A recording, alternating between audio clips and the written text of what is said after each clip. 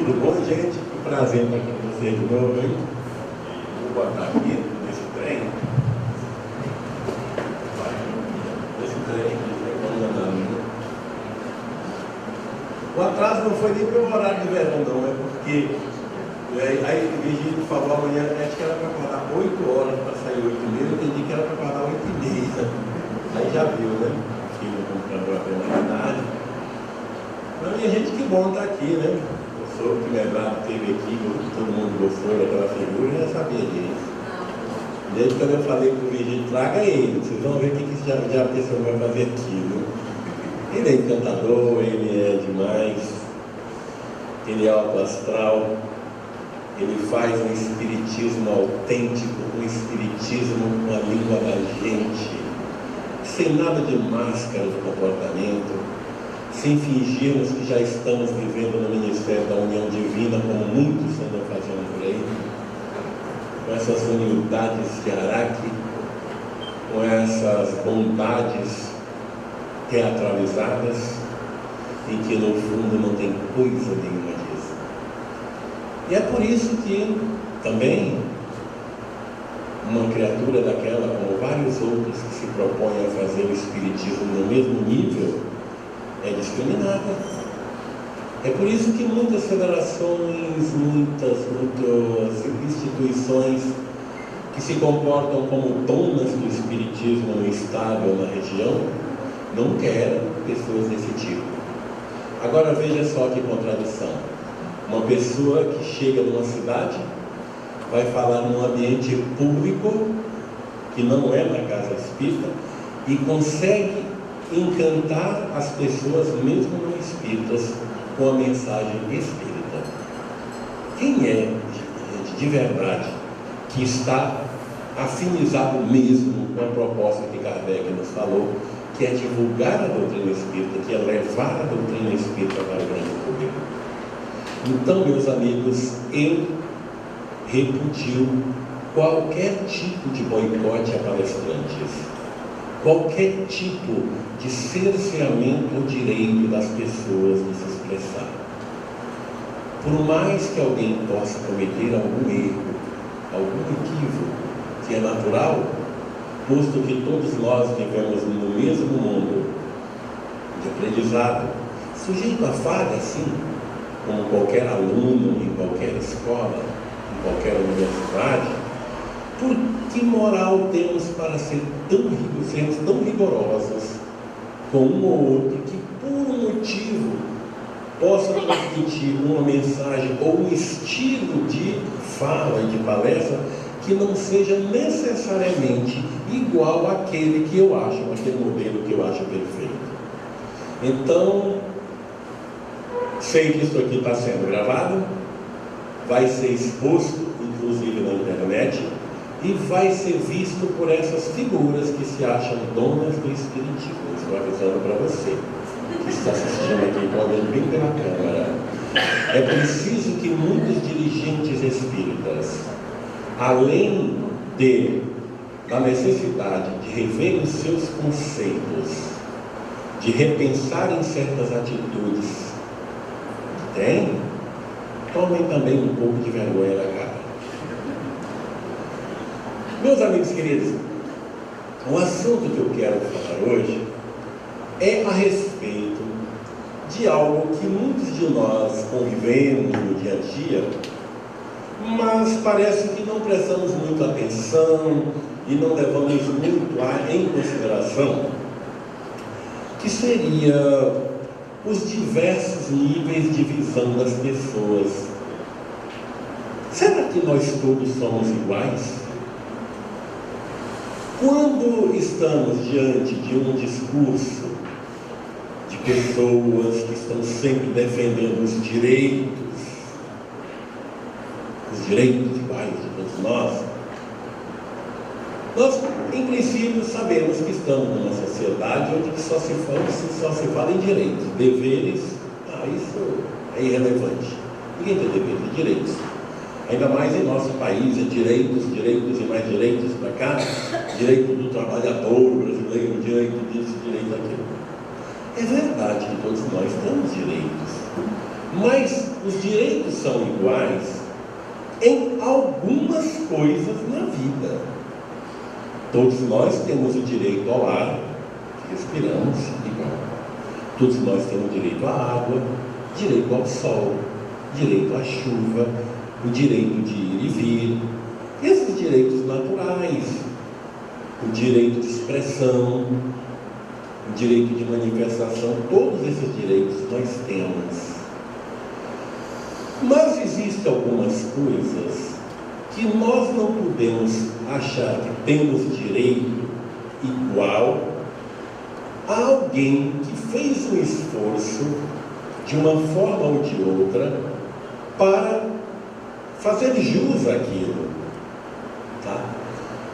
De repente eu vejo alguém com um carro muito bonito, um carro lindo, um carro do ano, um carro desses gostosos, confortáveis, com ar-condicionado, com GPS, com um monte de coisa. E eu falo, bom, se ele tem, eu também devo ter, eu tenho que ter. Mas será facultado esse direito a mim? Eu tenho condições de ter esse carro?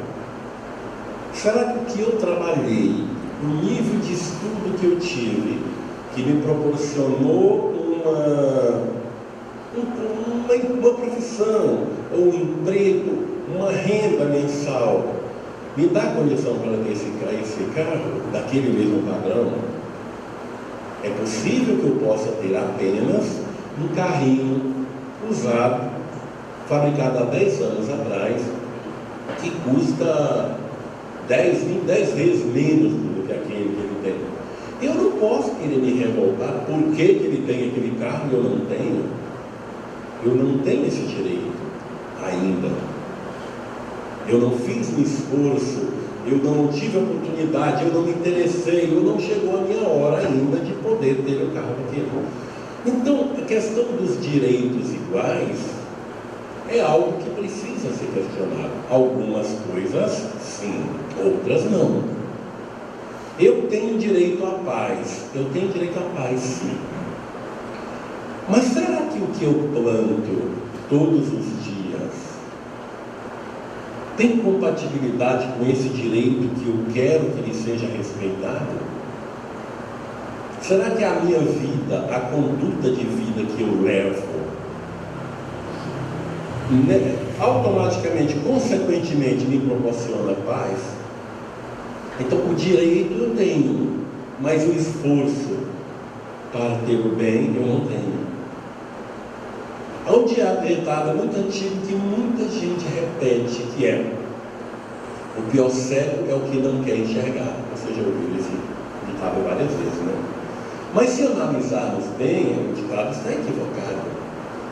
Todo cego gostaria de enxergar. O mais correto seria: o pior cego é o que não faz o menor esforço para enxergar. E é verdade. Tem muita gente que quer as coisas, mas não faz esforço para conquistá-las. Fica esperando que as coisas caiam do céu. E nós observamos isso no nosso dia a dia, as diferenças de visões das pessoas, as diferenças de cabeças, as diferenças de mentes. Tem cada pessoa que vem com cada conversa, com cada argumento, com cada contra-argumento, com cada reação em cima do que a gente fala, do que a gente escreve, do que a gente diz, que a gente fica olhando, às vezes tem vontade de dizer, mas não diz. Como você é imbecil? Não tem gente assim? Eu não consigo entender como é que alguém pode ser tão ridículo para chegar a uma conclusão dessa. Tem gente que assim, a gente fica impressionado, meu Deus, como é que pode essa pessoa ter entendido isso dessa maneira? Então é a questão, nós temos que respeitar o nível que ela está. Tem aquele outro ditado também equivocado: nós temos que aceitar as pessoas como elas são. Eu não aceito isso. Nós temos que aceitar as pessoas como elas são, mas lá na casa dela. Lá da rua aqui não. Aqui, na minha casa, ela vai ter que se comportar conforme os princípios que eu adoto aqui.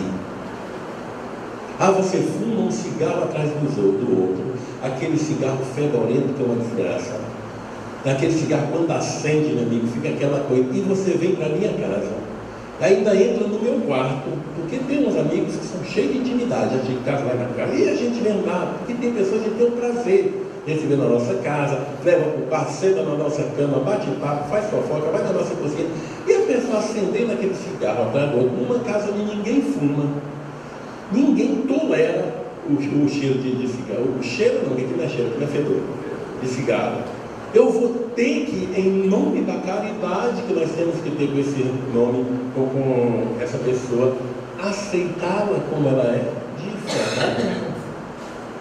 Olha, fulano, eu gosto muito de você, eu considero muito a você, eu tenho o prazer de receber na minha casa, mas fumar aqui não, sinto muito. Ah, mas porque você não fuma, você quer invadir o meu espaço, meu direito? Não, não quero invadir da porta para fora, você pode fumar o charuto cubano, o charuto para você ficar no Paraguai, cidade que faz o que tu quiseres na tua vida, mas aqui na minha casa não. Nós precisamos exercitar esse tipo de coisa, porque nós espíritas somos cheios de equívocos nos entendimentos do respeitar o nosso próximo, da caridade, entendimento absolutamente equivocado da caridade, do temos que ser tolerantes. Tolerância e caridade também têm limites. Eu dizia na palestra de ontem, que eu fazia, que benzetacil também dói. Eu disse na palestra do ano passado sobre isso. Lembra da benzetacil antiga? Tu deve ter tomado muito também. Roberto deve ter tomado muito. Tem muita gente aqui com um cara que entrou nela muitas vezes. É uma desgraça aquela peste. Tem que ficar com a bunda 3 dias sem poder sentar. Mas era um remédio que curava.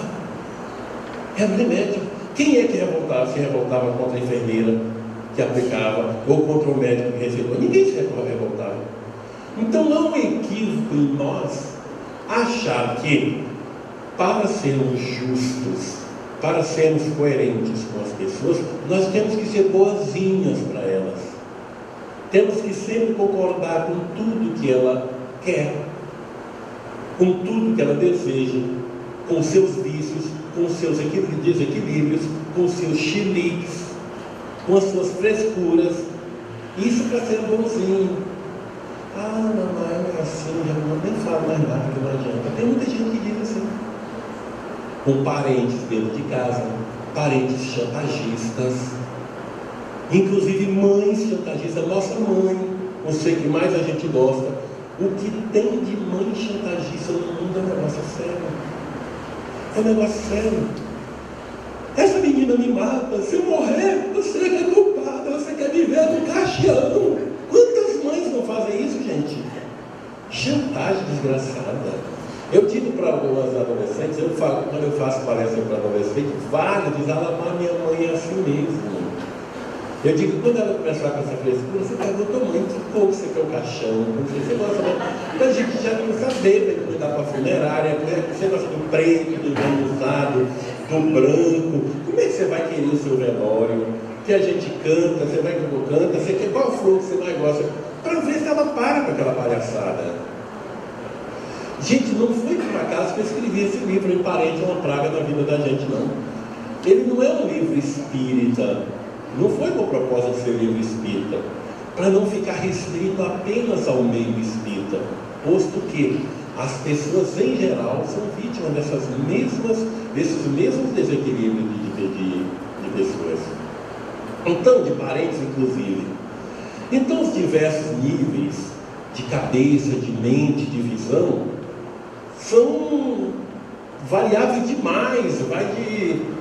Eu vou dizer de 0, porque ninguém tem inteligência 0, mas de 1, qualquer coisa, a 10, 12, já que não podemos falar em 100%, uma vez que a ciência comprovou que o nosso cérebro, nós humanos viventes na Terra, é bastante limitado, muito limitado mesmo. Nós não somos nem um décimo da capacidade que tem, nem um oitavo, enfim, é muito pequenininho o nosso cérebro. Mas tem gente que tem cérebro menor ainda do que a média humana, cérebro de minhoca. cérebro de galinha, cérebro de barata, de coisa parecida. É o caso, eu cito alguns exemplos, vocês já devem ter convivido com gente deste tamanho, desse nível. E uma vez eu fui chamado, eu sempre gostei de cálculos, eu sempre gostei de projetos. Então, um centro espírita estava construindo, estava fazendo uma ampliação, ele estava instalado numa casa, que acabaram de comprar uma casa grande, e estava demolindo aquilo ali para fazer uma construção nova, e estavam pedindo as orientações, as sugestões. E eu observei que haviam feito o auditório do centro, que era o local que deve ser maior em toda a casa, para as palestras, tinha um auditório, tinha a parte da cantina, tinha a parte da livraria, a parte da diretoria, a parte da mediúnica, todas aquelas coisas que tem em todos os centros. Então, eu achei que a parte destinada ao auditório estava um pouco pequena. Exageraram em outras partes. Eu falei, olha gente, eu acho que isso aqui vocês deveriam fazer um pouquinho maior, deveriam mudar um pouquinho maior. E uma dirigente da casa, altamente defensora do projeto, que tinha que ser aquele mesmo, porque parece que foi um cunhado dela que fez, ela chegou e falei, também o Adamar está querendo que se faça aqui um auditório do tamanho do Maracanã. Eu falei exatamente do tamanho do Maracanã, com as arquibancadas ali do lado, para sua mãe ficar na plateia assistindo e encarnar o espírito do Mané Garrincha para driblar todos os obsessores para afastar da tua vida. Gente, porque tem certas pessoas que não podem, a gente não pode agir.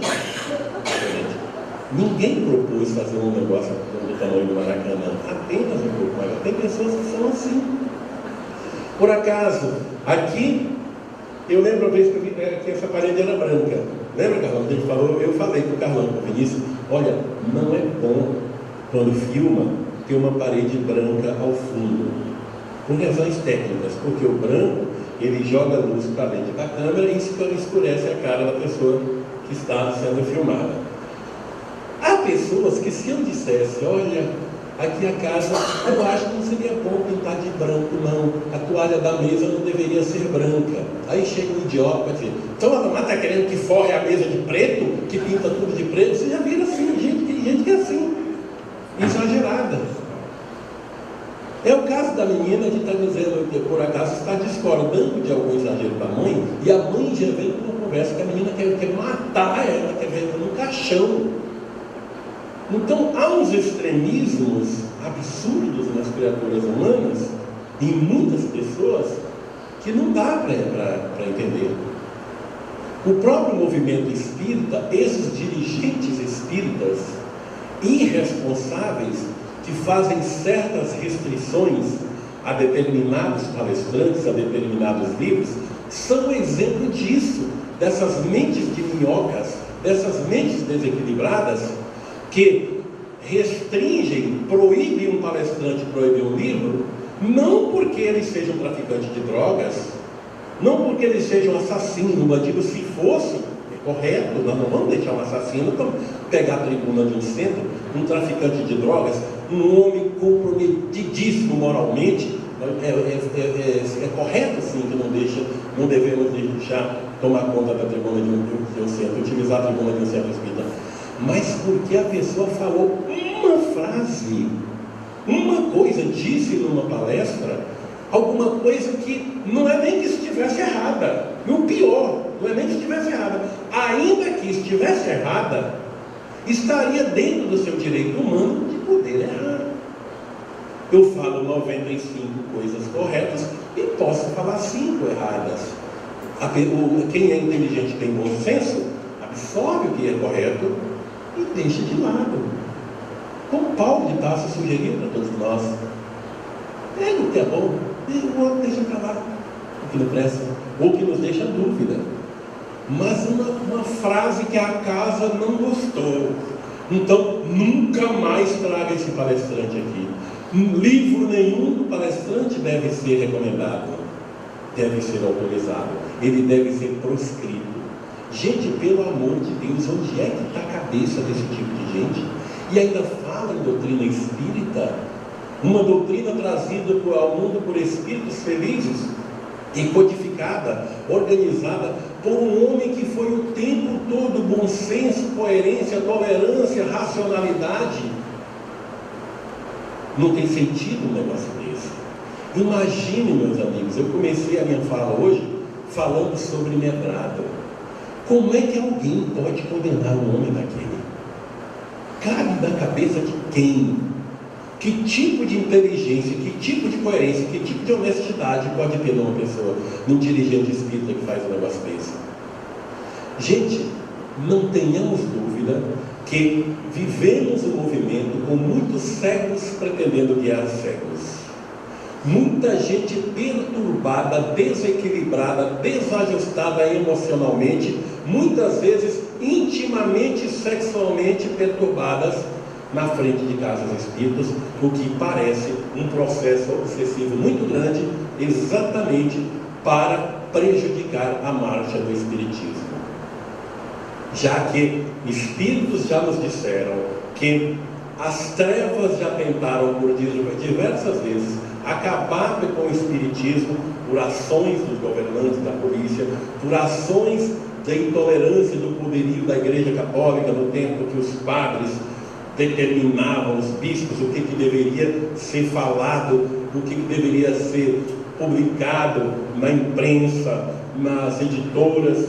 Mas hoje isso não acontece mais. Eles tentaram, não conseguiram parar a marcha do espiritismo. Tentaram de todas as formas.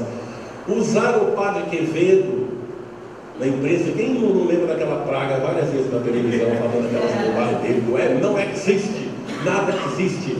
Ainda bem que a Globo deu um pé no traseiro dele, não permitiu ele lá nunca mais, porque percebeu. Eles fizeram aquele teste do caçador de enigma no Fantástico, mas foi tão ridículo que a Globo afastou. Muito pelo contrário, o povo brasileiro reagiu tanto, porque diz que ele só dizia que não existe, mas não explica, não provava porque ele não existia. Por quê? Quando alguém chega para quem é espírita, prova que os espíritos existem, você fala, então prove você que não existe.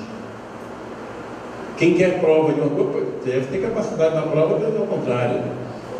Então, gente, não conseguiram por esses métodos todos quevedos da vida, tentaram pelos pastores evangélicos, aí denegrindo as mensagens, a imagem da doutrina espírita, não conseguiram. Mas essa aí, em São Paulo, por exemplo, o pau quebrou em cima deles.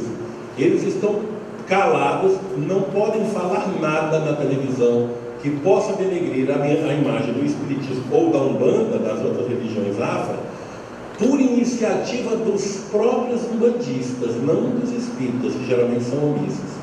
O que os umbandistas fizeram? Reuniram-se com advogados e juízes, recorreram aos direitos constitucionais e batearam para quebrar com muita caridade, com muito amor no coração. Todos os anos, em São Paulo, no litoral paulista, no final do ano, há aquelas manifestações de Iemanjá, na beira da praia, onde os umbandistas fazem as suas oferendas, e viram, é uma festa enorme, lota, é muita gente na beira da praia, parece que é muitos milhares de gente, chega próximo de 1 milhão de pessoas. E aí um grupo de protestantes resolveram ir lá para quebrar, para agredir, se organizaram e tal, já estavam se organizando com antecedência e fazendo chamadas pela rádio. Eles têm muitas rádios. Tudo bem. E o grupo de advogados e juízes também, não necessariamente umbandistas, mas não tolerantes com a intolerância religiosa, já também se prepararam, junto com polícia, com tudo, não avisaram nada e ficaram lá na expectativa. Polícia toda disfarçada. No momento da festa deles lá, eles veio para baixar o cacete. A polícia junto, tinha mais polícia do que tinha. Baixou o sarrafo, prendeu um monte de gente, mas muita gente pastor, e já deve preparar todas as cadeias da região de Santos, de Guarujá, de São Vicente, da Praia Grande, de todo lugar, de toda a cidade, para encher de crente. Aí vieram aqueles advogados, advogados, né? Porque tem um advogado e tem um advogado, né? Lá para poder já querer tirar, e os juízes todos já estavam apostos. Eu sei, gente, que até hoje tem gente presa para deixar de ser mesmo. E abriu a boca, está todo mundo gravando, os urbanistas estão todos gravando todos esses programas desses pastores. É dizer alguma coisa, já tem imediatamente o mandato de prisão. Como se processa, eu não sei, porque aí na área jurídica, o Roberto vai poder dizer como é que esse tipo de coisa se processa no meio jurídico, não é minha praia. Mas não podemos ser omissos diante de certos desequilíbrios, certas perturbações dos outros. Não conseguiram, por esses meios, o que fizeram? Vamos colocar mais dirigentes perturbados nas direções das federações, nas direções dos conselhos regionais espíritas, das alianças municipais espíritas, exatamente para infernizar o desenvolvimento da doutrina, sobretudo daqueles que estão querendo fazer uma doutrina que propõe as pessoas ficarem hoje melhores do que ontem, amanhã melhores do que hoje, progredindo sempre. Tal é a lei, conforme nos prevê a doutrina dos Espíritos. Então, meus amigos, essa diversidade de mentes é algo que nós precisamos trabalhar na Casa Espírita. Já foi dito, aliás, eu falei aqui, acho que foi ano passado, que eu poderia muito bem vir ao centro fazer uma palestra sobre a visita de Jesus a Zaqueu, a parábola do semeador, a parábola do bom samaritano, enfim, o óbolo da viúva, a parábola da figueira e todas aquelas coisas do Evangelho que nós estamos cansados de escutar. Mas aí você dizia de novo essa palestra, esse tema. Eu já ouvi esse tema mais de 300 vezes, a parábola do semeador. O Virgílio já falou, o não sei quem já falou, Heloísa Pires veio aqui e falou, não sei quem veio aqui e falou, não sei quem veio aqui e falou a mesma coisa. Só vou ouvir com outro tipo de desenvolvimento da mensagem, mas eu já sei como é o final, sei o que aconteceu e olho para o relógio, doido para dar na hora logo de ir embora. Não é que não seja bom falar do Evangelho. Falar do Evangelho é bom demais. Nós devemos estudar sempre o Evangelho. Deve ser o nosso livro de cabeceira, de vez em quando estudá-lo, não apenas ler. E nada desse negócio de ter que abrir ao acaso, mas mirando bem no meio e achar que foram os Espíritos que mandou abrir naquele lugar, porque tem isso. Até o abrir o Evangelho de muitos Espíritos é um negócio, tem uns que miram bem no meio, aparece sempre os mesmos pontos, reparando? O duelo, é mesmo que aquelas coisas, é o mesmo lugar. E não há uma racionalidade nesse tipo de coisa. Há pessoas, gente, que faz um esforço danado para enxergar a lua. A lua enorme que está no cima, de vez em quando aparece cheia. Tem gente que tem dificuldade para enxergar e não percebe que há outras que já estão fazendo esforços para ver Júpiter, para ver planetas mais distantes. Há pessoas que não conseguem raciocinar além da Terra. Outros já estão pensando além da Via Láctea, em outras galáxias. Estão botando seus olhos lá nos microscópios para ver as profundezas das moléculas, dos átomos, dos elétrons e do quark. Bem lá no minúsculo mesmo. E também no lado do macro, vai do micro ao macro. E esses limitados estão querendo dar as ordens e determinar o que deve fazer e o que não deve ser feito. Nós precisamos trabalhar mais nessa área. Eu queria trazer uma palestra hoje, muito bem-humorada, muito bem alegre, como a turma gosta, mas eu senti, gente, que nós temos que dar uma sacudida nesse movimento espírita. Assim como no Teatro Municipal aqui, relatava o Virgílio, se eu não me engano, metade ou um terço do público que estava lá não era espírita. Olha só, gente. Acho que foi a primeira vez que aconteceu isso aqui em Paraty, não foi? De se realizar um evento num local e, já a segunda vez, e alguém falar sobre o espiritismo e encantar até pessoas católicas, fervorosas católicas. Olha a dimensão disso, meus amigos. Não queremos dizer que temos que fazer proselitismo e sairmos entrando na competição religiosa. A minha é melhor, a minha é que salva, a minha é que tem a verdade. Não, não é nada disso, não. Mas quando a gente leva a doutrina para o grande público, a gente está proporcionando a essas pessoas também o direito a esse pronto-socorro extraordinário que a espiritualidade nos deu, chamada Espiritismo, que ao mesmo tempo é uma universidade gratuita, é verdade, que nos dá conhecimentos para sabermos administrar melhor os problemas da nossa vida, entender melhor as circunstâncias do ambiente em que vivemos, do planeta que vivemos. Então, se eu tenho isso, que me faz feliz, me dá mais equilíbrio, me faz dormir melhor, e amanhecer com certeza do que vem do hoje, do amanhã, do meu futuro, para onde eu vou, de onde eu vim, o que eu estou fazendo aqui, nos afasta o pavor da morte, nos afasta o medo dos espíritos, nos afasta uma série de medos, de insegurança. É um dos melhores remédios contra a angústia, a depressão e todos esses desequilíbrios que contaminam a humanidade. Por que eu não vou passar isso para as pessoas? Vamos ficar apenas limitados com o espiritismo de dar sopa para pobre? Mais uma vez eu pergunto, eu não sei quem foi que inventou para os espíritas que pobre gosta tanto de sopa. É um negócio sério, gente.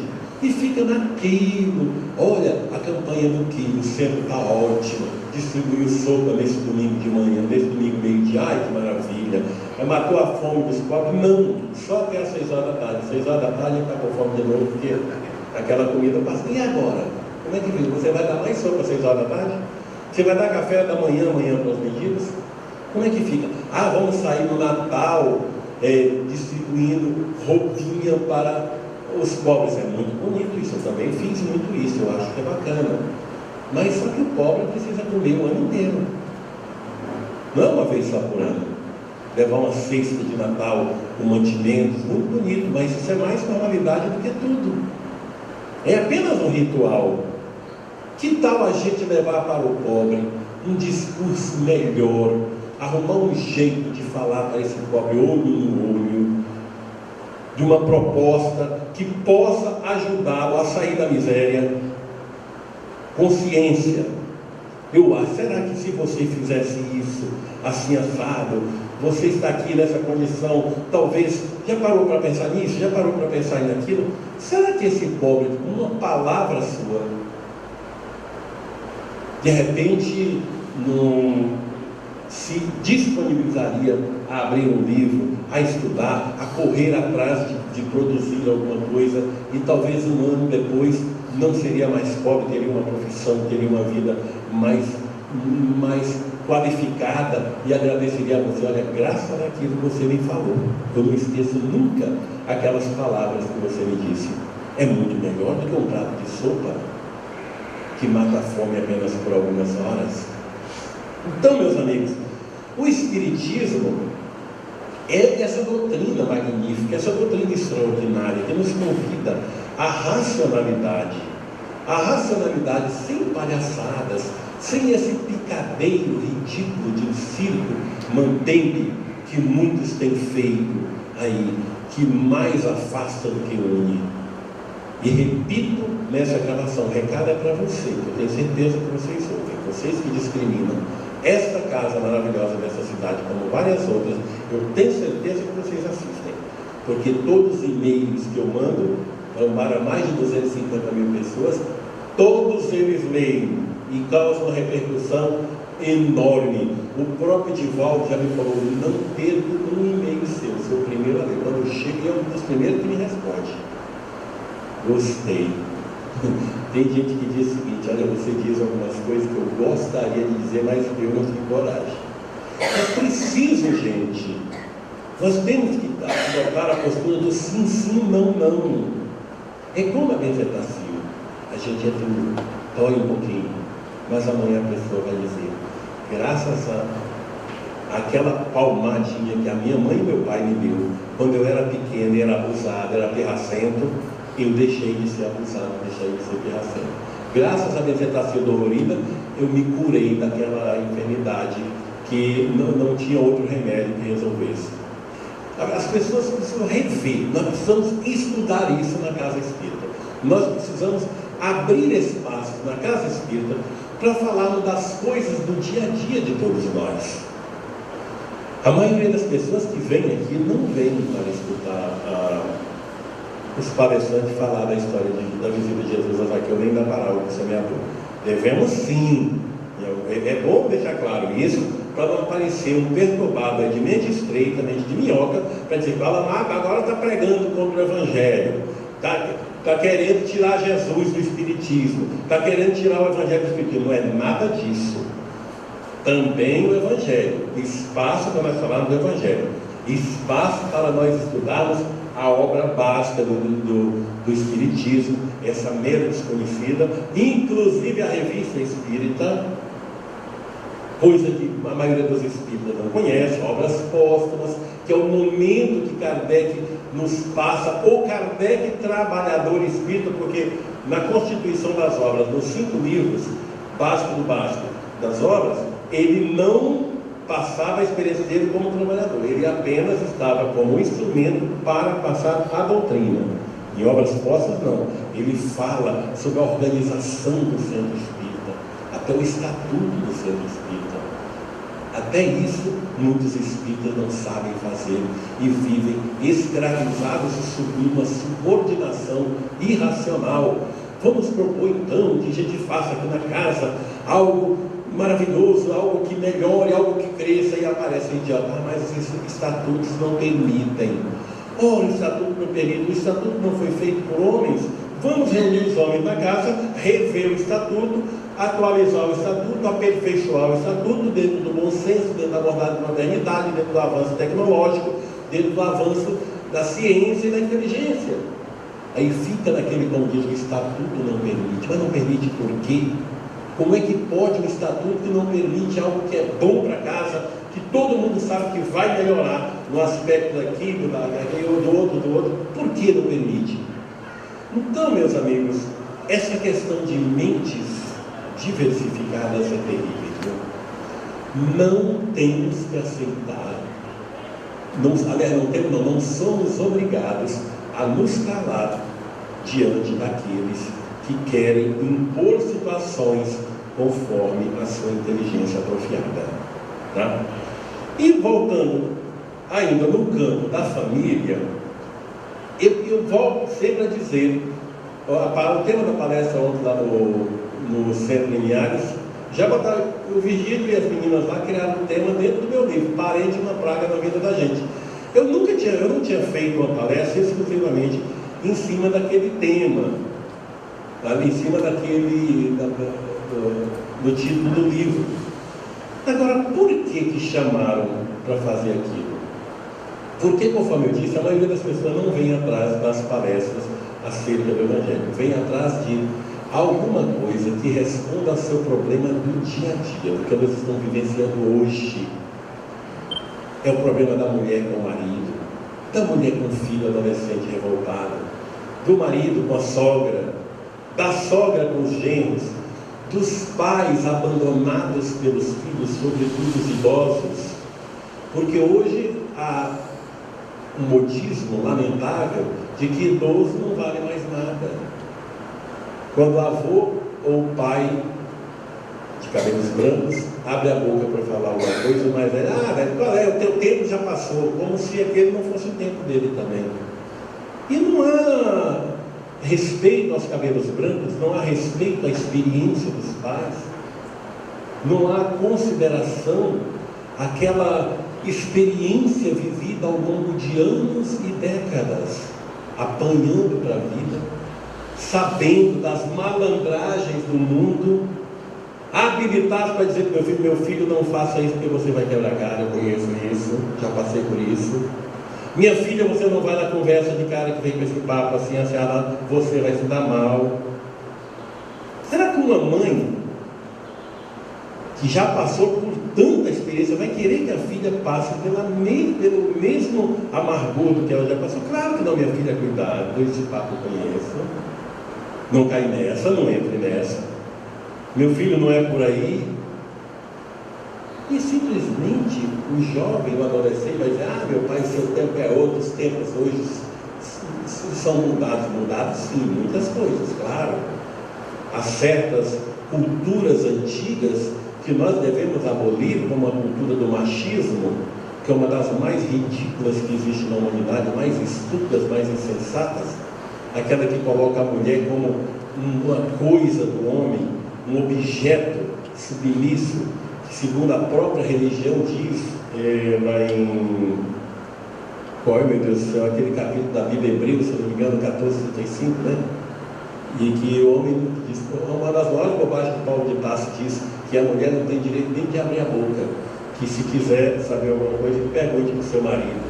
Você já pensou com a minha cabeça? Se o marido for um idiota da marca de muitos que tem por aí, se ela for uma mulher mais qualificada, como é que vai perguntar para um idiota da igreja dele? Não pode nem abrir a boca da mulher, segundo a Bíblia, a palavra de Deus, o Deus que diz. E nós temos que aceitar, porque alguém disse.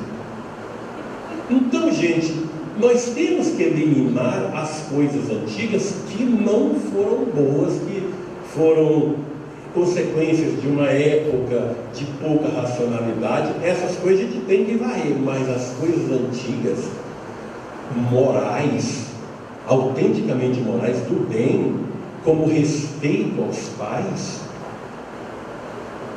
os pais que se mataram a vida inteira para a nossa educação, e o adolescente, depois que entra na universidade, acha que a sua mãe é um rato. Quantos e quantos não colocam seus pais na velhice em casas de repouso? Vocês já viram falar nisso, né? Não, vou botar meu pai, minha vovó para ficar lá com gente da sua idade. Ah, ela vai poder conversar com gente da sua idade. Mentira, conversa fiada, quer se livrar do trapo velho dentro de casa. Quer se livrar daquele que durante décadas limpou a sua sujeira das suas fraldas, educou o filho, sofreu, muitas vezes privando-se de muitas coisas para fazer a pessoa crescer, ser educada, ser bem administrada na sua vida. E agora, na época que esse idoso mais precisa, porque está mais fragilizado, é abandonado, nesses depósitos de humanos que existem por aí, sob a argumentação de que são casas de repouso, pelo amor de Deus, gente, onde é que está a sensatez neste movimento nos dias de hoje? Muita coisa tem que ser revista, e é por isso que eu sugiro que, além dos dias do Evangelho, de estudo da doutrina, reunamos aqui na casa, ou em todas as casas espíritas, para discutirmos os problemas do dia a dia de todos nós, os problemas íntimos, inclusive de ordem sexual, porque tem muita coisa, muita gente sofrendo, mas sofrendo mesmo por questões íntimas, por desajustes íntimos, por sem saber como administrar determinadas coisas íntimas, porque não tem a quem se abrir. Dentro de casa não pode se abrir. A menina não vai poder se abrir dentro de casa porque a mãe, muitas vezes, é uma despreparada, coitada, é bem intencionada, é honesta, é digna, mas quando entra nesse campo sexual, meu Deus do céu, ela tem vergonha até dela mesma. Se a menina falar em sexo, cala a tua boca, senão dá um tapa na boca, bate na tua boca, para com isso. Eu tenho o desprazer de falar que em São Paulo, na região do ABC, tem uma casa espírita enorme, muito bonita, em que a líder da casa espírita é uma senhora muito boa, uma médium, muito querida, por sinal, muito amável, que todo mundo gosta. A casa tem algumas décadas, só que tem um detalhe: essa senhora, há muitos anos, mais de 30 anos, não dorme com seu marido, dorme em quartos separados. E há muitos, ao longo de vários anos, ela, como orientadora, como a líder da casa, vem dizendo para as menininhas, desde a infância, porque lá tem grupo de crianças, tem de adolescentes, de tudo: homem não presta, homem nenhum presta, homem nenhum presta, cuidado com homem, homem é um desgraça, viu? Não quero você namorando, você vai namorar, é um perigo, homem não presta, repetindo isso o tempo todo para as meninas. E as crianças crescem, que vão para o centro, porque todo mundo confia a educação da criança a dona fulana, que é maravilhosa, e ela de fato é uma mulher boa, é honesta, honesta, por excelência, livros publicaram tudo, o menino presta, o menino presta. Da criança passa para a adolescência ouvindo o mesmo discurso, ou o menino presta, ou o menino presta. Meus amigos, a casa tem centenas de trabalhadores e trabalhadoras, a maioria das mulheres é lésbica. É triste isso, né? A gente chega lá, fui chamado para fazer uma palestra no outro dia. Aí, e a pessoa que me levou para fazer a palestra, tá vendo? Aquele mulherão ali. O caso dela é outro. Aquela também, mas aqui tudo. Mas como é que pode, rapaz? Tu não está fazendo fofoca? Infelizmente, não é realidade. Mas, rapaz, como pode no índice de tanto assim por metro quadrado? Eu nunca vi. Foi quando ele me contou a história. O que acontece é isso. Então, meus amigos, sem querer, muitas pessoas passam seus desequilíbrios para os outros. E já que são os líderes, os orientadores, a tendência é que sigamos aos orientadores. Não importa se não sejam cegos querendo guiar cegos. Ontem eu contava também lá no centro uma história de uma evangelização infantil de uma casa, evangelização juvenil de uma casa que foi acabada, foi terminada, coisa que durava mais de 20 anos, por irresponsabilidade de uma evangelizadora, entre aspas. Olha só o que aconteceu. Era um sábado à tarde, e estavam as meninas, todos rapazes na sala, de 30 a 35, 40 pessoas, eram duas salas, uma evangelizadora numa sala, outra na outra. E começa a reunião, por volta das 3 da tarde, 4 da tarde, não sei que hora que era mais da tarde. E a orientadora, vocês podem perguntar, qualquer dúvida me pergunte, tá? Me pergunte. E uma garota de 16 anos levantou: professora, eu quero fazer uma pergunta. Ela: o que é, Marli? Sabe para que não, nada, esquece. Não, o que é, Marli, que você quer perguntar? Nada, professor, deixa eu esquece. E começaram a rir e tal. E uma outra menina lá: pergunta, Maria. Não. Com vergonha, todo mundo olhando para ela, esqueceu, se arrependeu. Adolescente às vezes tem essa sensibilidade. Mas Maria pergunta, agora eu quero que você pergunte. Agora eu vou perguntar, o que é, Maria, o que foi? Tá bom, professor, tá bom. Professor, é o seguinte, é que eu estou querendo dar para o meu namorado. As minhas colegas todas deram e só falta eu, desse jeito. Gente, adolescente, o que estava na cabeça da menina? Ela estava com aquele conflito na hora. Olha o comportamento da infeliz.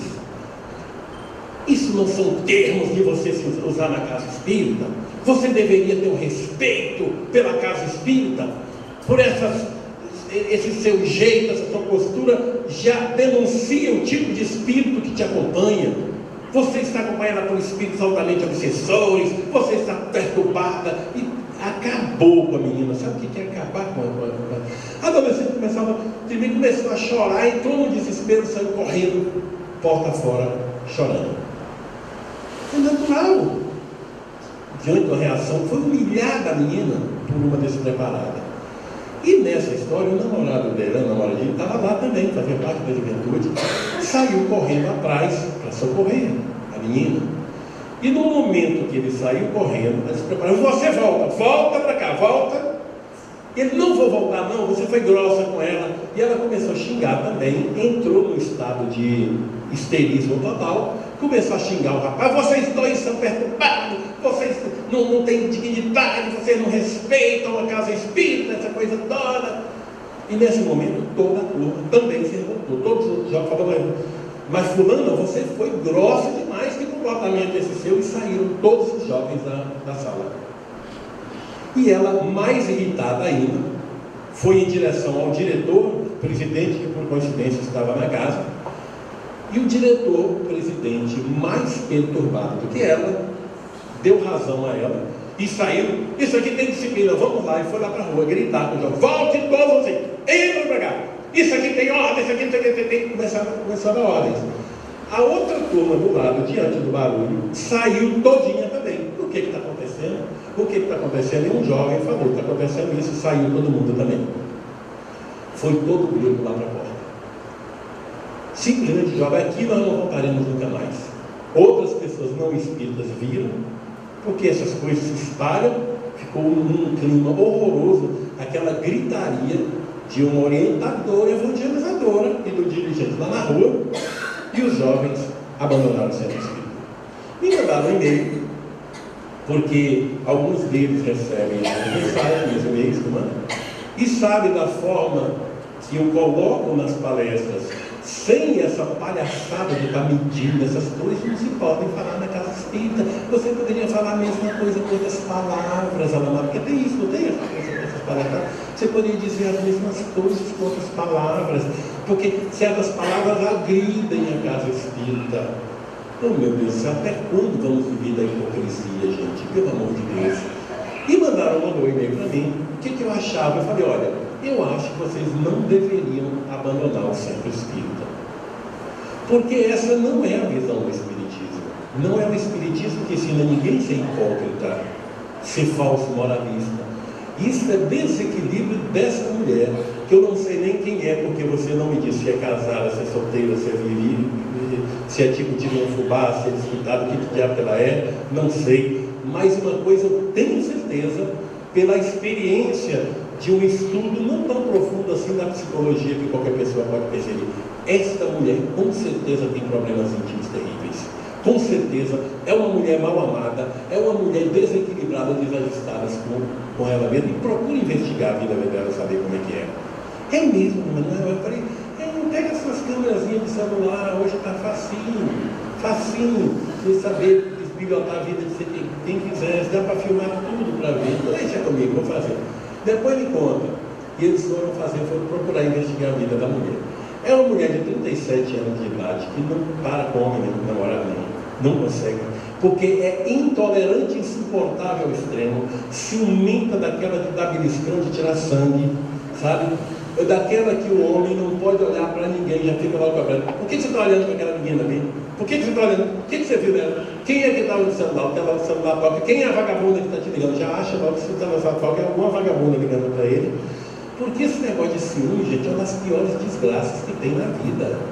Namorar com pessoa ciumenta, você pode preparar que o sofrimento virá depois. Tanto que o meu novo livro que eu estou escrevendo agora, o título é Vida a Dois. Se começar errado, vai chorar depois. É o novo que está saindo aqui agora. Estou catalogando esse tipo de coisa, falando das pessoas chantagistas, das pessoas possessivas, das malandragens, dos golpes das barrigas, daquelas pessoas aproveitadoras de situação, casos, principalmente orientação para jogadores de futebol, que quando ficam, meu Deus, é um negócio sério. Eu me lembro que tem um amigo lá do Rio de Janeiro, que ele frequentava um bar lá, na Barra da Tijuca, onde frequentava o Romário, no tempo que o Romário, hoje está bem também, né, deputado, né? Mas é o Romário, jogador, rico, né? E ele me dizia que naquele dia várias loiras, Medrada adora loira, né? Repara, vocês já perceberam, né? Um monte de loira, mas toda produzida, esperando o baixinho chegar. Quando, sabia, ele está chegando, corria tudo para o banheiro para retocar suas maquiagens, o banheiro lotava, né? Todas, e voltava todo excitado para ficar exatamente no local onde ele passava. Quer dizer, é o golpe. Eu vou ver se caio na graça dele. Por quê? Se cair na graça dele, hoje eu estou fértil. Hoje, minha gente sai, mas se eu me engravidar dele, eu estou feita. Porque entra na justiça, vai ter sempre um juiz para me dar os direitos, então eu fico com a metade da fortuna dele. Nessas malandragens todinhas que tem pelo mundo afora, é que eu estou colocando nesse livro novo.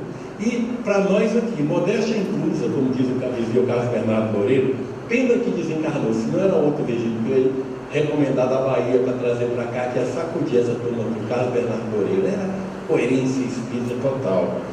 E modéstia inclusa está muito interessante, viu? Muita gente vai verificar, meu Deus, eu não tinha observado esse detalhe, e muita gente vai dizer, se eu soubesse disso há 30 anos atrás, eu não teria me envolvido com essa peste que eu estou hoje, viu?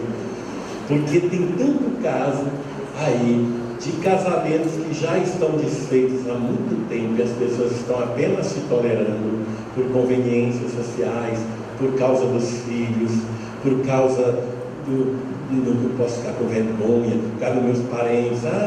Ele é uma desgraça, mas eu gosto muito da minha sogra, a mãe é uma beleza, e meus filhos também gostam. Enfim, é preciso uma boa orientação com o jovem, gente. É preciso, nesta área. Falando das malandragens dos namoros, a maioria das pessoas não sabe namorar, não sabe começar. A maioria das pessoas elegem as suas parcerias por beleza física, por dinheiro, bunda grande, olhos bonitos, seios, e é o gatão, é o malhadão, e tem um negócio de tem que como é que diz? Tem que rolar uma química, né? Tem que aparecer uma química para poder rolar alguma coisa. É uma química cuja tabela periódica só deve ter enxofre, coisa que não presta, porque nesse tipo de química, a gente sabe que é uma química conforme conveniência, gente. Por que não rola uma química com uma pessoa que não seja lá essas coisas, a pessoa meio doga do olho, meio que chama uma pessoa, só rola química? Reparou que só rola química com os gatões? Com as meninas, reparou isso aí? Como é que é? As pessoas adoram se enganar. Em vez da aparência física como prioridade, não quero dizer que todo mundo tem que namorar pessoas parecendo com a cara do Pedro de Lara. Não é isso também. Falar em Pedro de Lara, não sei se eu contei outro dia, eu fui chamado para fazer uma palestra em São Paulo, faz tempo que eu não tive nada, não. Um amigo chegou em casa e falou: mano, o que você está fazendo agora? Não estou fazendo nada, não. Eu queria fazer um negócio no centro, tem uma obra muito bonita, muito interessante, asilo dos velhinhos. Tá bom, vamos lá, conhecer. Eu fui no centro, estava sentado lá no centro, né? Daqui a pouco veio o palestrante Pedro de Lara. Você já imaginaram, você está no centro espírita esperando alguém fazer uma palestra, aparece aquela peste, aquela cara de Pedro de Lara? Era um espírita maravilhoso, gente, fazia uma palestra para ninguém botar defeito. Tinha um conhecimento doutrinário que você não imagina. E aí vocês perguntam: mas por que eu nunca soube disso? Coitado, ele era discriminado pelo movimento espírita por causa do personagem que fazia. Era considerado indigno. Esse é um espírita. Como é que pode um espírita daquele meter um papel tão ridículo daquilo na televisão? Gente, era a profissão dele, ele era um artista. Era um ator, que não representava aquilo. Mas era um filósofo, um homem de uma doçura, de uma bondade, de um carinho a toda prova. Conversava com a gente e era um doce de pessoa, o Pedro. Mas eu tomei um susto ver aquele palestrante. Falei: é um palestrante ou obsessor? Porque a cara era aquela, não mudava. Aquela peça tem aquela cara ali. Uma pessoa amiga, ficamos amigos, inclusive. Mas, enfim, não é que tenhamos que eleger necessariamente pessoas feias para serem felizes. Mas, gente, a prioridade tem que ser a cabeça. Já dizia o filósofo da antiguidade que os homens comuns são medidos dos pés para a cabeça. Mas os homens especiais devem ser medidos da cabeça para cima. E é isso que precisa. Analisar a cabeça para ver quais são os valores dessa pessoa. O que ela tem a ver comigo? Como é que é a sua característica moral, os valores que ela defende? E tem muita gente boa no mundo, sim, nos dias de hoje. Muita gente, não é só gente ruim, não. Esse negócio de homem não presta, muitos homens não prestam mesmo, mas tem homens maravilhosos. E nós estamos vivendo uma época agora de seres especiais que estão vindo no mundo. Tem muita gente morrendo de medo do ano que vem, do ano de 2012, com esses boatos desse aqui: 2012 vai ter a grande catástrofe, a grande transformação. Gente, a transformação já começou há muito tempo, só não vê quem não quer. Muita corrupção, muita safadeza no Brasil, mas em compensação espíritos reencarnando, espíritos especialíssimos. Agora mesmo no café da manhã, eu vi diante de um na casa do Virgílio. Nem contei para ele ainda que não deu tempo. Ele estava tomando o café da manhã lá e estava a filhinha dele, a Larinha, na mesa, e a avó dela lá do lado, né? E consta, parece que a avó levou a menina para uma festinha ontem, não sei se foi ontem, dia foi, na casa de uma amiguinha chamada Alice, né? E a avó perguntou, e a Larinha estava comentando sobre a festa na casa da coleguinha Alice. A vovó perguntou: Larinha, o que você mais gostou na festa da Alice? Olha a resposta dela: da Alice. Não é uma resposta inteligente para a criança, só um espírito especial. Outras crianças diriam dos brigadeiros, do bolo, do balão, da festinha, do palhacinho. Da Alice, vovó. É preciso ser um espírito muito especial, né, para falar sobre uma coisa dessa. Coisas assim impressionantes, coisas que a gente percebe nesse processo novo. Basta observar nossas crianças o que elas perguntam para a gente nos dias de hoje, as coisas que elas falam. Então observemos bem, os próprios animais, gente, as nossas cachorrinhas dentro de casa, os comportamentos, os olhares que eles fazem com a gente. Reparem bem, eu falava ontem também na palestra sobre uma experiência que acontece em São Paulo, desenvolvida lá na Painel Mãe, com o Dr. Sérgio Felipe, que criou agora a mediúnica no curral. Não foi ele que criou, não. Orientação dos espíritos de uma mediúnica lá. Vamos passar a fazer mediúnicas no curral junto aos animais. Mediúnica no curral? Como? Nunca vimos isso. Vamos fazer a experiência, vocês topam? Qual é a experiência? Tem um casal aqui, que é o Wilson e a Viviane, que eles têm uma fazenda aqui perto de São Paulo, 80 quilômetros, em Bragança Paulista. A experiência é o seguinte: tem umas normas a fazer e vocês vão ver os resultados. Os resultados são maravilhosos, vão ser maravilhosos. Quem não gosta de ver um espírito chegando, trazer uma proposta para resultados maravilhosos? Vocês topam? Nós topamos. Diz o que é preciso. A partir de agora, não se bate mais nos animais. Não bate. Avise aos peões da fazenda para não bater, nada de chicote, boi, cavalo, nada de estar gritando para agora, uma grosseria. Não. Vamos tratar as vacas, eles tinham 190 e poucas vacas leiteiras, vacas holandesas.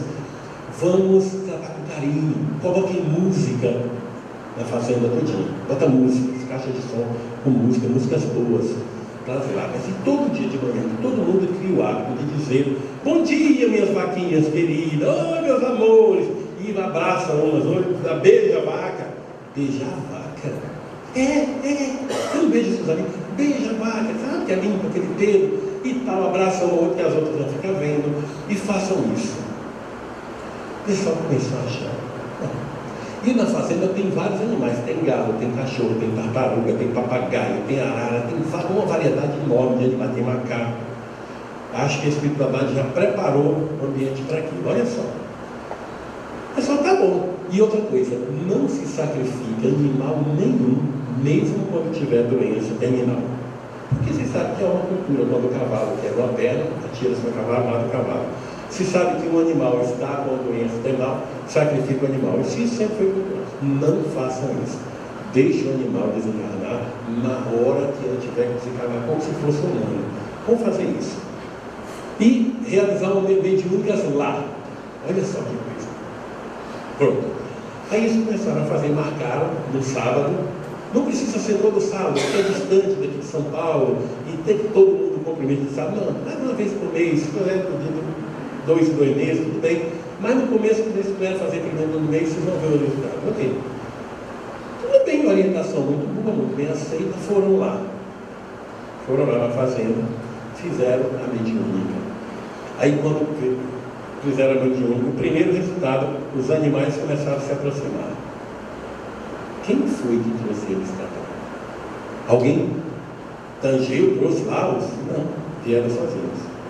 Tem um galo lá que já veio logo, um galo todo metido, já ficou logo, tomou o gabelo e ficou lá. Um outro galo começou a cantar, era no sábado à tarde, não é normal o galo cantar naquele horário. Já começou a cantar, dando sinal que eles estavam conscientes do que estaria acontecendo. Aparece no vídeo que eu filmei, o galo cantando o tempo todo. Eu filmei tudo isso. Aí, quando o Espírito vem através da Dona Raquel, o Espírito diz o seguinte: tem um bezerrinho que nasceu. Aí ele nasceu aleijado, um probleminha.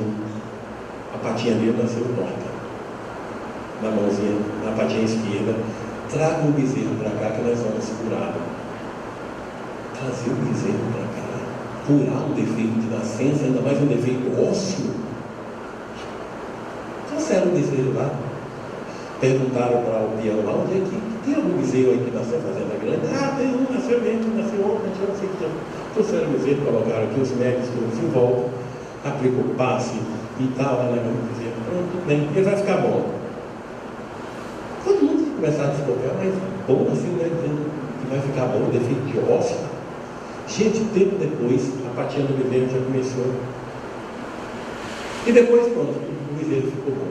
Ele ficou bom e parece que ele ficou uma alegria tão grande, foi crescendo, se transformando em boi e começou a correr pela fazenda. Resultado disso tudo, todas as vacas passaram a dar 70% a mais de leite. Isso para um fazendeiro é um negócio extraordinário. Começar a ganhar mais dinheiro, porque leite é produção, ele vende essa produção todo dia. Vocês sabem o que é, gente? Todas as vacas, não é uma, todas passaram a dar 70% a mais de leite. Se fosse 7%, já seria um fenômeno, 70%, para chamar bem a atenção das pessoas. E um leite com sabor extraordinário. Porque todo leite tem sabor de leite, mas esse tinha um sabor e um cheiro que todo mundo, quando tomava, sentia aquela coisa diferente. Que coisa gostosa! O que botaram nesse leite? O amor. E aquele leite, assim, o dono da fazenda, o Wilson, como era de praxe, ele costumava colocar 2 baldes de 50 litros na mala do seu carro e levar para a cidade que ele morava em São Paulo. Sempre iria lá, pegava essa quantidade de leite para e levava. Um belo dia ele colocou o leite na mala do carro e levou para casa. Só que quando para aqui no lugar, visita alguém, passa para cumprimentar, falar com alguém, chegou em casa e esqueceu o leite na mala do carro, lá na casa, esqueceu, subiu. Dia seguinte, sai do carro, vai para a rua e tal. 4 dias depois que ele foi lembrar, o leite. Ah, meu Deus do céu, deve ter estragado. 4 dias na mala do carro, tomando sol. Qualquer leite estragaria, né? Quando ele volta no carro para pegar, quando abre os baldes, o leite estava integral, perfeito, como se fosse tirado da vaca naquele momento. O Dr. Sérgio Felipe, que é esse espírita extraordinário, um dos mais fantásticos espíritas do mundo, que deveria ser ouvido muito mais, e que também, infelizmente, é discriminado por algumas mentes perturbadas que estão na direção das casas espíritas. Ele pegou o leite e levou para a USP para fazer um teste em laboratório e foi comprovado que o leite tem propriedades curativas. Então, gente, olha só que coisa impressionante. Os fazendeiros não gastaram nada, não houve investimento especial em nada. Qual foi o investimento? Apenas a terapia do amor. E o recado dos espíritos com isso, dentro do que a doutrina espírita nos ensina, os espíritos podem atuar em nossa vida muito mais do que a gente imagina. Não é isso que a doutrina diz? Eles podem influenciar a nossa vida muito mais do que imaginamos. O grande problema é que nós vivemos um modismo de espiritismo sem espíritos. A época dos fenômenos já passou, agora é a época do estudo. Sim, é a época do estudo, sim, há muito tempo deveria ser sempre a época do estudo.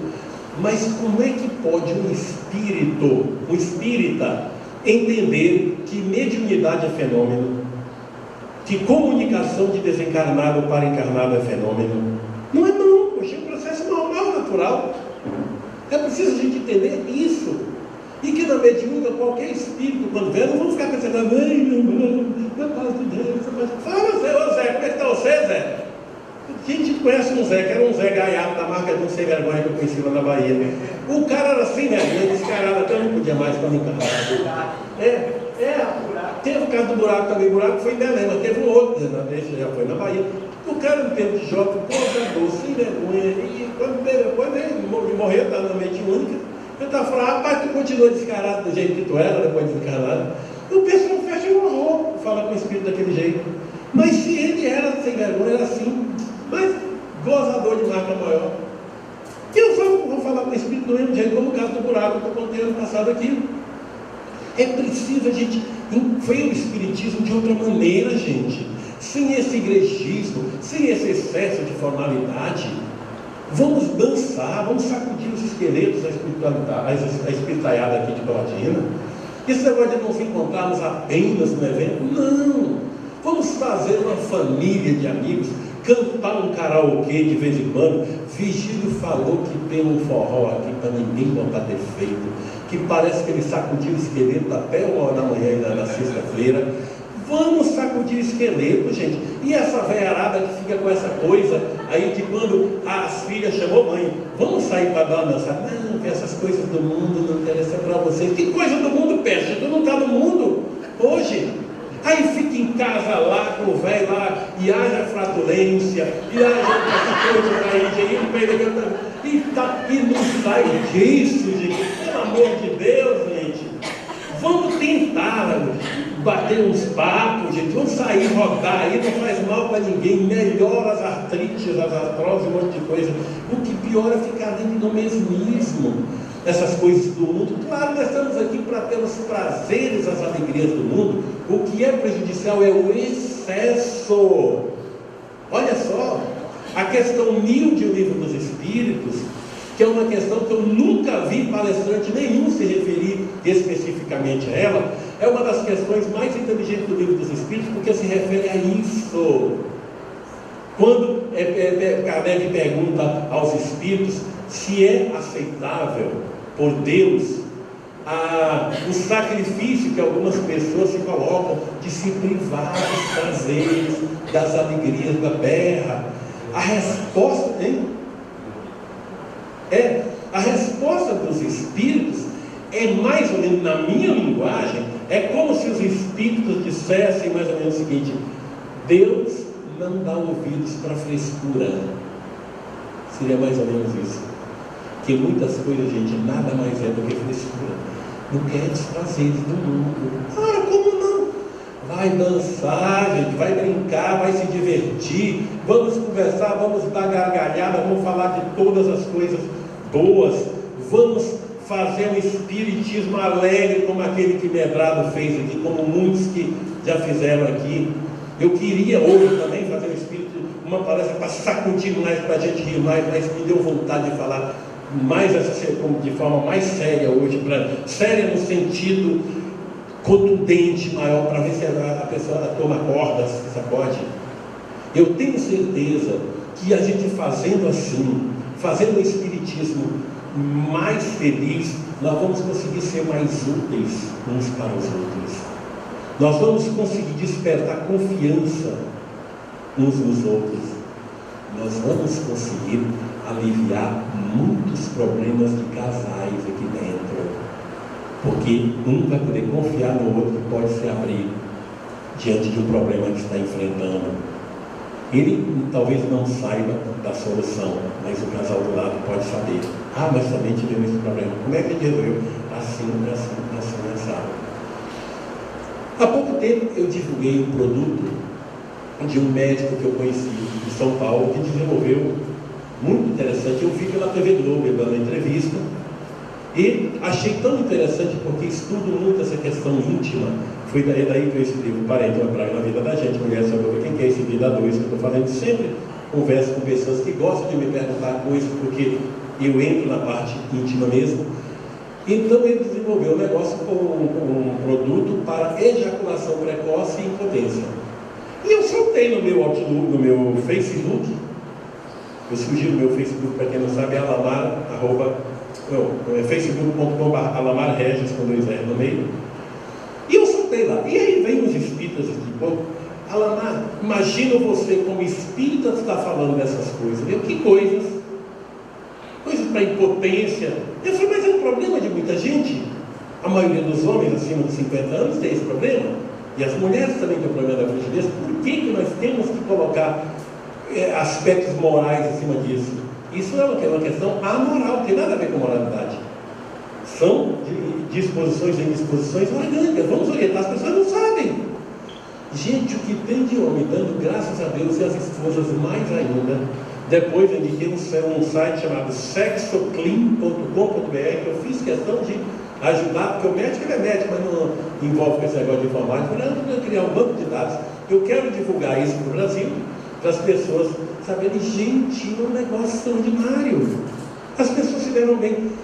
Não tem prazer nem maior para a gente do que você poder receber abraços ou e-mail depois. Ana, muito obrigado por aquilo que você me falou, uma palavra que você deu naquela palestra, para mim foi uma libertação. Ou jovem, ou mulher, ou idoso, ou homem mesmo da situação. E o que eu recebi de e-mails de homens, Ana, foi um santo remédio, eu estou feliz, e aí mulher também. Então, por que nós não podemos falar dessas coisas? Então, meus amigos, se nós passarmos a encarar o Espiritismo como uma doutrina natural, uma doutrina abrangente, onde podemos falar sobre tudo, sem hipocrisia, sem falso moralismo, sem pudores equivocados, sem palhaçadas e sem frescura no picadeiro de mau gosto do circo da intolerância, nós vamos ser muito úteis, porque essa doutrina é fantástica e extraordinária, ela é completa, ela tem resposta para tudo, não é para quase tudo, não é para tudo, ela é muito abrangente em todos os campos, no campo médico, no campo do direito, no campo da psicanálise, em todos os campos. Basta que nos disponhamos a isso, e a casa abre espaço, e essa daqui eu tenho certeza que abre espaço, desde que o público se disponha a vamos fazer um espiritismo melhor. Porque se assim for, quando nos encontrarmos com alguém na rua e alguém perguntar, você é espírita? Você vai tranquilamente responder, eu sou simplesmente praticante do espírito da coerência e da decência, da caridade e da fraternidade, da paciência, da tolerância, da educação, da razão e do amor. Muito obrigado.